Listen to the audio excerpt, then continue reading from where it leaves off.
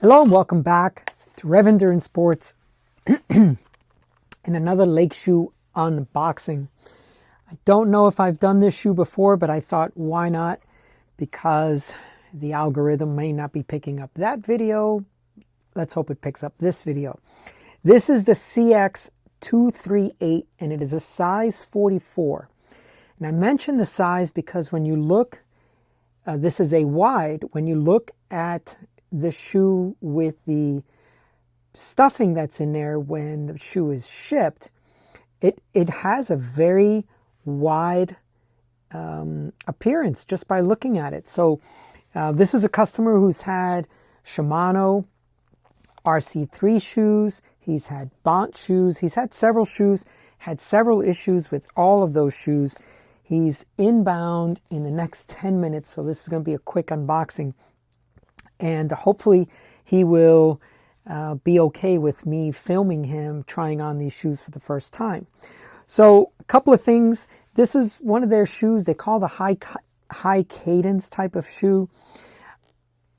I don't know how much stock I put in that, but what they talk about is they have designed it to have a little bit more heel lift when you're pedaling.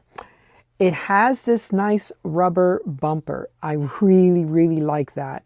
And it seems a lot of high-end shoes just don't have that. My S-Fires, Shimano S-Fires don't have that. And they get scuffed up pretty quick as you're trying to kick your pedal over, or you get wheel rub, front wheel rub. You know, I ride a 45 typically, 54, 55 frames. I don't consider that toe overlap, but my front wheel, you know, nicks it, and then I get these rubber scuff marks on my shoes. The Boa System was an interesting conversation that we had. He's had shoes before that are single Boa and then maybe a toe strap or a strap going across. This is a double Boa, and we kind of talked about, should we do double? You know, what kind of support do you want? Now, on a personal level, I like shoes to really encompass my foot and really get a secure fit. And I find that a double Boa is better for that. Some folks just like the simplicity of one Boa. I get that. But I do like the ability to kind of cinch down the front end. And I only will do that when, you know, I'm about to sprint or you know, something to that effect. Most of the time, this Boa here is secure. My heel is pushed into the heel cup, and then the front Boa or strap, most of the time I have two Boas, is fairly loose, right? So I like that. They have a nice leather section back here to, you know, to balance out the fact that they have the rubber bumper up front. This is a very nice shoe. I'm not going to do any of the weighing because I decided that that's not really important when it comes to shoes. I mean, unless they weigh a ton, right? So this is in the competition last. Now, in this particular customer's feet measurements, one was like a 109 width and the other one was like a 113 width. We went up to a 44 so that we would get 114 millimeter width. So we should be good. I think it was 109. I'm going off of memory. 109, 112, 109, 13.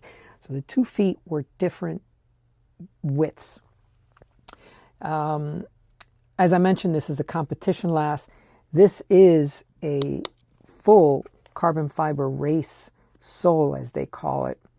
So good stiffness, but they say it still offers comfort. I have not ridden this shoe, so I can't confirm that.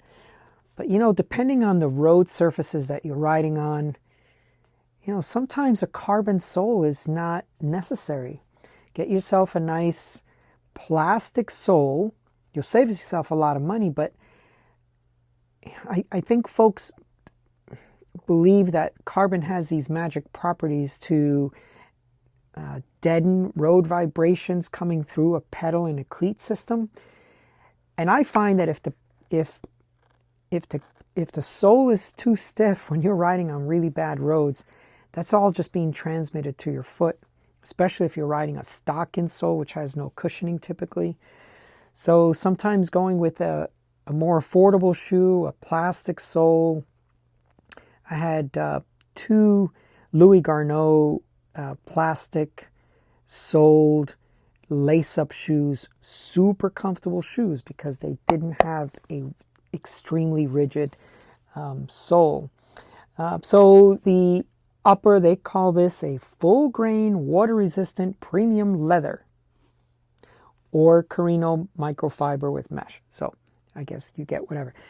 Oh, one thing I need to point out, the 237, this is a 238. A lot of times if it's just a single digit change, then that shoe is basically the same, and they just did one minor tweak to it to make it from 237 to 238. The closure, as we mentioned, they're both Boa, but this is the type of Boa that if you see this little pull thing here, so once you open it, then you pull, and you can open up the shoe very quickly and get in and out. So maybe someone who, likes to wear a road shoe and do triathlons with it, they may like this type of sole or this type of Boa closure, because then they could just, as they're going into the transition area, open the Boa, pull on this, and that's it. The shoe's wide open to get their foot out.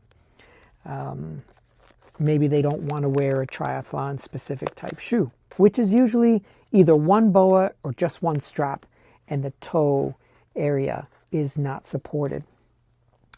Now, this is a $350 shoe. Nothing from Lake is inexpensive, but I've yet to be disappointed with the quality of a shoe when it shows up. The workmanship is great. The aesthetics are also great, in my opinion. And this is just a black on black shoe, but they also make it in red and white. And they have another one that they call white. So you have a white, and then another one that is white. But one of them just has black accents. But it's a white, primarily a white shoe. White shoes are popular with roadies, not so popular with, mountain people, mountain bike, gravel, because they just get trashed. But white is very popular with roadies, very popular in the pro peloton as well. So if you want to have a shoe like theirs, typically white shoe is available for most road shoe options. Quick unboxing. There are more features that you can read about. I'm not someone that's going to read the product description to you. And while I'm thinking about it, this heel cup area has it's a very, it's like a one-way texture. So you can put the sock, your foot, and you can feel the sock, just kind of gently get a little bit of grip. But if you pull out, it will secure it a little bit more. So yeah, just a great looking shoe. And like I said, the very first thing I noticed was how wide the toe box is on this shoe. Okay, that's all for today. If you like unboxing videos, if you like lake shoe videos, if you like my haircut, please make a comment down below. I look forward to seeing you folks up the road, but please like and subscribe as well. All right, cheers.